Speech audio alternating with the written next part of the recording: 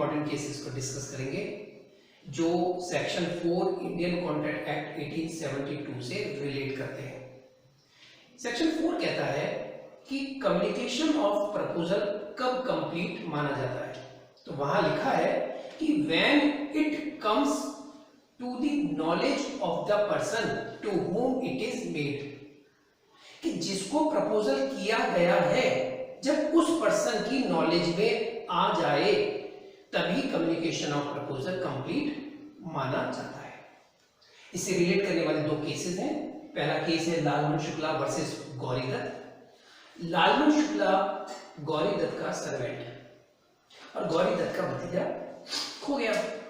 गौरी दत्त ने अपने सर्वेंट लालमन को कहा कि जाओ मेरे भतीजे को ढूंढ के लाओ।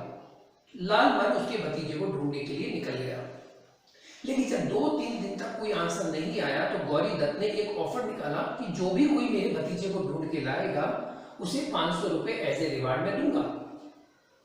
मीनवाइल लालमन उसके भतीजे को ढूंढ चुका था और जब उसके भतीजे को डिलीवर करने आता है और उससे क्लेम करता है 500 रुपए का रिवार्ड के लिए, तो गौरी दत्त देने से मना कर देता है।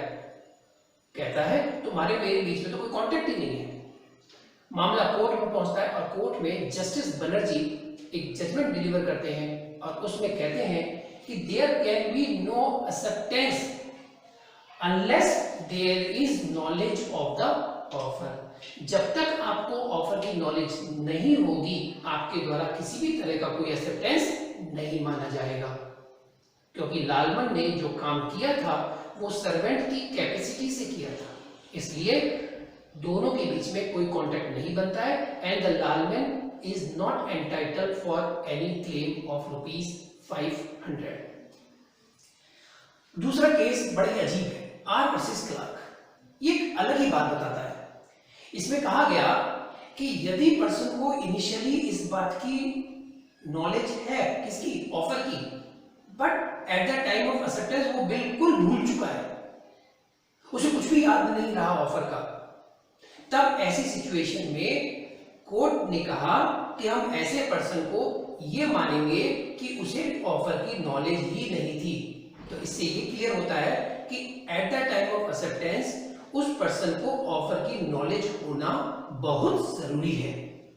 तो ये थे दो इंपॉर्टेंट केसेस जो कम्युनिकेशन ऑफ प्रपोजल के कंप्लीशन से बात करते हैं, उसके बारे में बताते हैं। एग्जाम के पॉइंट ऑफ व्यू से ये बहुत इंपॉर्टेंट है। तो thank you and thank you very much. Thank you.